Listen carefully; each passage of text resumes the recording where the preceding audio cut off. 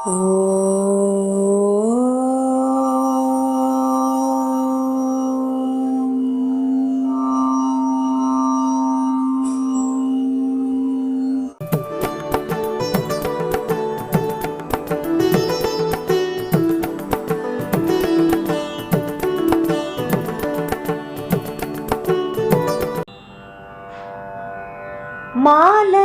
தேட மறை தேட வானவர் தேட நின்ற காலையும் சூடக கையையும் கொண்டு பதித்த கப்பு வேலை வெங்காலன் என் மேல் விடும் போது வெளியில் கண்டாய் பாலையும் தேனையும் பாகையும் போலும் பனிமொழியே.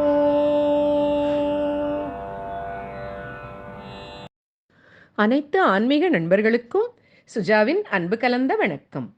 முந்தைய 85வது பாடலில் பார்க்கும் இடமெல்லாம் அபிராமியின் திருமேனியைக் கண்ட அபிராமி பட்டர் இந்த 86வது பாடலில் உலகத்து உயிர்கள் எல்லோரும் அடைக்கலமாக வந்தடையும் திருவடிகளையும் எல்லோருக்கும் அருள் புரியும் திருக்கைகளையும் கொண்டு தரிசனம் தர வேண்டும் என்று அம்பிகைக்கு கட்டளையிடுகிறார். அதுவும் எப்பொழுது தரிசனம் தர வேண்டும் என்றும் கூறுகிறார். பாருங்கள். மாலையன் தேட மறை தேட வானவர் தேட நின்ற காலையும் சூடகக் கையும் கொண்டு கதித்தகப்பு வேலை வெங்காலன் என்மேல் விடும்போது வெளினில் கண்டாய் பாலையும் தேனையும் பாகையும் போலும் பனிமொழியே. அம்மா, உன் திருவாய்மொழி எப்படி இருக்கிறது தெரியுமா? பாலை போல குளிர்ச்சியாகவும் தேனை போல இனிமையாகவும் வெள்ளப்பாகை போல சக்தி தருவதாகவும் மகிழ்ச்சி தருவதாகவும் இருக்கிறது அம்மா. நான் உன்னிடத்திலே ஒன்றுதான் வேண்டிக் கொள்கிறேன். என்ன தெரியுமா? எமனாகிய வெங்காலன் தனது வேலை, அதாவது நிறைய கிளைகளுடைய சூலத்தை என் மேல் விடும்போது நீ என் முன்னே வந்து தோன்ற வேண்டும். என் பயத்தை போக்க வேண்டும். திருமால், பிரம்மதேவன், வேதங்கள், வானவர்கள் என்று எல்லோரும் உன்னை தேடியும் எவரது கண்களுக்கும் நீ காட்சி தரவில்லை. உன் திருவடி தரிசனம் கூட நீ தரவில்லை. அவர்களுக்கெல்லாம் காட்சி தராத நீ என்னை நோக்கி யமன் வரும்போது கட்டாயம் வெளிப்பட வேண்டும். நீ எப்படி தோன்ற வேண்டும் தெரியுமா? சங்கு வளையல்கள் அணிந்த கைகளால் அபயம் காட்டி உன் இனிமையான மொழியினால் அஞ்சேல் எனக் கூறி நான் விழுந்து வணங்க உன் அழகிய தாமரை போன்ற திருவடிகளை நான் காணும்படியாக என் முன்னே தோன்ற வேண்டும் என்று உரிமையோடு வேண்டுகிறார்.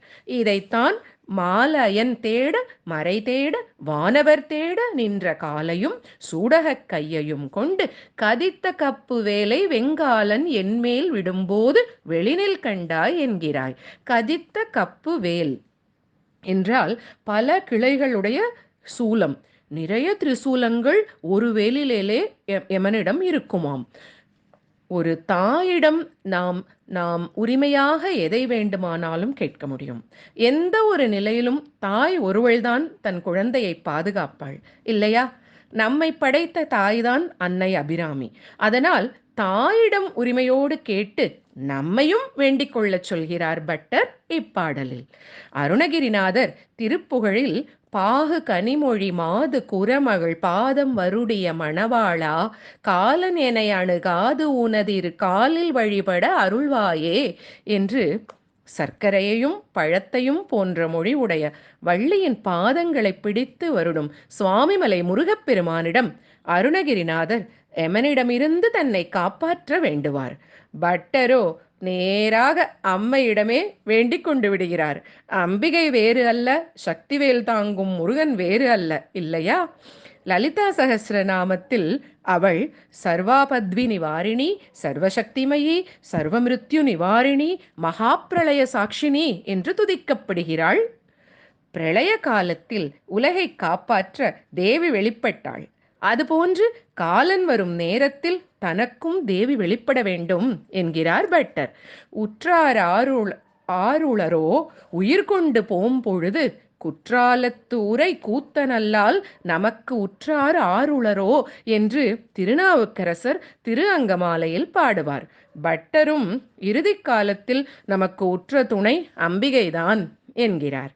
காலன் வந்து பாசக்கயிற்றால் மார்க்கண்டேயனை இழுக்கும் பொழுது அவர் முன் சிவபெருமான் அம்பிகையுடன் வந்து நின்றதைப் போலவே தன்னை காப்பாற்றவும் அம்பிகை வரவேண்டும் என்று அம்பிகையிடம் இப்பொழுதே சொல்லி வைத்து விடுகிறார் பட்டர். நாமும் அம்பிகையிடம் இப்பொழுதே வேண்டிக் கொண்டு விடுவோம். பட்டரின் இப்பாடலை பாராயணம் செய்து துதித்தால் பலவிதமான ஆயுதங்களையுடைய யமன் மேல் உண்டாகும் பயம் நீங்கும். யமபயம் நமக்கு நிச்சயம் இருக்காது. நம்பிக்கையுடன் துதிப்போம். மீண்டும் அடுத்த செவ்வாய் 87வது பாடலுடன் உங்களை சந்திக்கிறேன். அருள்வாமி அபிராமி உமையே.